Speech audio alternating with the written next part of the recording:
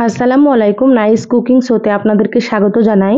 আজ আপনাদের সঙ্গে শেয়ার করব 2 পিস পাউরুটি দিয়ে খুবই সুন্দর একটা ইফতারের জন্য স্ন্যাক্স রেসিপি।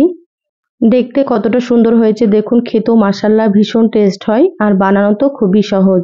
অবশ্যই আপনারা স্কিপ না করে পুরো রেসিপি দেখে নেবেন। আশা করছি আপনাদেরকে অনেক বেশি ভালো লাগবে এবং সহজ মনে হবে। তো চলুন রেসিপি শুরু করি। এখানে দেখুন আমি 2 পিস পাউরুটি নিয়েছি। তো এখানে আমি 2 পিস দিয়েই তৈরি করব। আপনারা যদি বেশি করে বানাতে চান তাহলে পাউরুটির পরিমাণ আপনারা বাড়িয়ে নেবেন। এবার এখানে দেখুন অল্প একটু দিয়ে দিচ্ছি নরমাল পানি। পাউরুটিগুলো সুন্দর করে একটু ভিজিয়ে নিতে হবে। দেখুন খুব ভালোভাবে ভিজিয়ে নিলাম। এবার হাত দিয়ে চেপে চেপে পাউরুটি থেকে পানিটাকে বের করে ফেলতে হবে। একেবারে শুকনো করে নিতে হবে, যাতে করে কোনো রকম পানি না থাকে। এটা প্লেটে রেখে দিচ্ছি। তো দুটোকে সুন্দর করে আমি চেপে পানিটাকে বের করে নেব। যারা ভিডিওটি ইউটিউব চ্যানেল থেকে নতুন দেখছেন প্লিজ চ্যানেলটা সাবস্ক্রাইব করে চ্যানেলের সাথে থাকবেন। যারা ফেসবুক পেজ থেকে ভিডিওটি দেখছেন একটা লাইক দিয়ে পেজটা ফলো করে রাখবেন পরবর্তী ভিডিও নোটিফিকেশন পাওয়ার জন্য। এবার এখানে দেখুন একটা মিক্সিং বোল নিয়েছি। নিয়ে নিলাম এখানে 1 কাপ পেঁয়াজ। পেঁয়াজটাকে একেবারে সরু করে কুচি করে নিয়েছি। আর এখানে দিয়ে দিলাম আমি 4টে কাঁচামরিচ কুচি। তো এখানে ঝালটা আপনারা নিজেদের টেস্ট অনুযায়ী দিয়ে দেবেন। দিয়ে দিলাম এখানে স্বাদ মতো লবণ। তো এখানে আমি হাফ চা চামচ লবণ দিয়ে দিলাম। দিয়ে দিলাম সামান্য একটু হলুদ গুঁড়ো।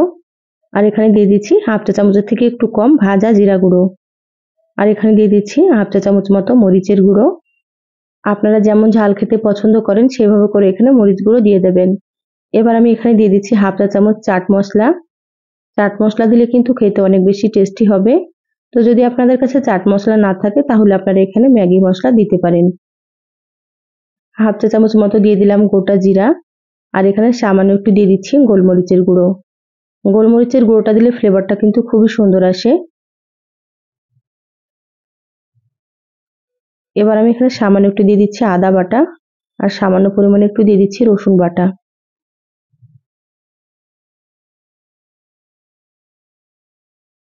আর কিছুটা পরিমাণে এখানে দিয়ে দিচ্ছি ধনিয়া পাতা কুচি। এবার আমি এখানে দিয়ে দেবো ভেজানো পাউরুটিগুলো। খুব ভালোভাবে হাত দিয়ে মেখে নিতে হবে। খুব ভালোভাবে চটকে মাখতে হবে, তাতে করে পেঁয়াজগুলো অনেক নরম হয়ে যাবে। আপনারা সুন্দর করে হাত দিয়ে চটকে মেখে নেবেন। এই স্ন্যাক্সগুলো বানাতে কিন্তু খুব একটা বেশি সময় লাগে না। হাতে মাত্র 10 মিনিট সময় থাকলে আপনারা কিন্তু খুব সহজে তৈরি করে নিতে পারবেন। দেখুন খুব ভালোভাবে চটকে মেখে নিলাম। এবার আমি এখানে দিয়ে দিচ্ছি 2 চামচ চালের গুঁড়ো। চালের গুঁড়ো দিলে কিন্তু অনেক বেশি মুচমুচে হবে আর খেতেও বেশ ভালো লাগবে। তা আপনাদের কাছে যদি চালের গুঁড়ো না থাকে তাহলে আপনারা এখানে কর্নফ্লাওয়ার দিতে পারেন। আবারও হাত দিয়ে খুব ভালোভাবে মেখে নেব।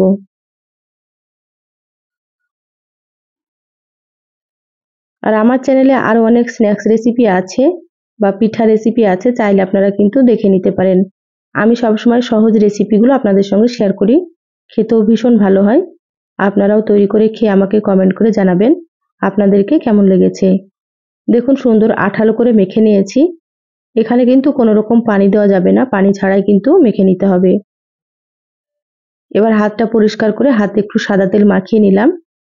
এবার কিছুটা নিয়ে হাত দিয়ে এভাবে একটু গোল করে নেব। তো আমি এগুলো গোল করে তৈরি করছি, আপনারা চাইলে কিন্তু চ্যাপ্টা করেও তৈরি করে নিতে পারেন। এইভাবে হালকা হাতে চেপে চেপে গোল করে নিতে হবে। খুব বেশি চাপ দিয়ে আপনারা গোল করবেন না। খুব বেশি চাপ দিলে কিন্তু এগুলো মুচমুচে হবে না। হালকা হাতে করে নিলে কিন্তু অনেক বেশি মুচমুচে হবে আর খেতেও বেশ ভালো লাগবে।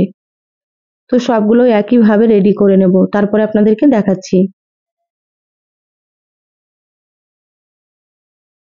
দেখুন সবগুলো তৈরি করে নিয়েছি। এবার সঙ্গে সঙ্গে এগুলোকে ভেজে নিতে হবে। এগুলো তৈরি করে কিন্তু খুব বেশিক্ষণ রাখা যাবে না, তাহলে পেঁয়াজ থেকে অনেকটাই পানি ছাড়বে। গ্যাসে একটা কড়াই দিয়ে দিলাম। এবার আমি দিয়ে দিচ্ছি এখানে সয়াবিন তেল। তেল প্রথমে খুব ভালোভাবে গরম করে নেব। তেল গরম করে নিয়েছি। এবার আমি গ্যাসের আঁচটা মিডিয়ামে করে দিলাম। এবার একে একে তেলের মধ্যে পাকোড়াগুলো দিয়ে দিচ্ছি। গ্যাসের আঁচ মিডিয়ামে রেখে ভাজতে হবে, তাতে করে অনেক বেশি মুচমুচে হবে।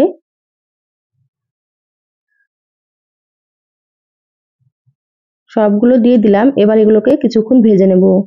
তারপর এগুলোকে উল্টে নিতে হবে। দেখুন একটু ভেজে নিয়েছি। এবার এইভাবে করে একটু নেড়ে চেড়ে নিচ্ছি। আর হাই হিটে ভাজলে কিন্তু উপর থেকে খুব তাড়াতাড়ি কালার চলে আসবে আর পাকোড়াগুলো মুচমুচে হবে না।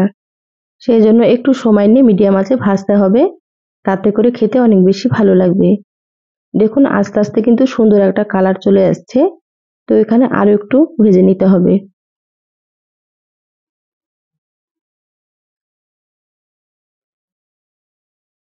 দেখুন কত সুন্দর কালার হয়ে গিয়েছে আর এগুলো ভাজাও হয়ে গিয়েছে। এবার আমি তেল ঝরিয়ে তুলে নেব। দেখুন দেখতে কতটা সুন্দর হয়েছে।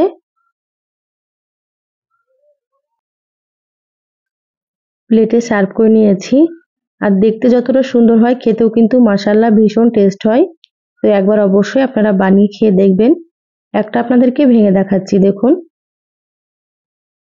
কতটা সুন্দর হয়েছে। তো এগুলো কিন্তু সস দিয়েও ভালো লাগে বা আপনারা ইফতারিতে মুড়ির সঙ্গেও খেতে পারেন। তো সহজ রেসিপিটা কেমন লাগলো চ্যানেলের কমেন্ট বক্সে জানাবেন। ভালো লাগলে একটা লাইক দিয়ে যতটা সম্ভব ভিডিওটা শেয়ার করে দিবেন। সবাই ভালো থাকবেন, সুস্থ থাকবেন। ধন্যবাদ সবাইকে। আল্লাহ হাফিজ।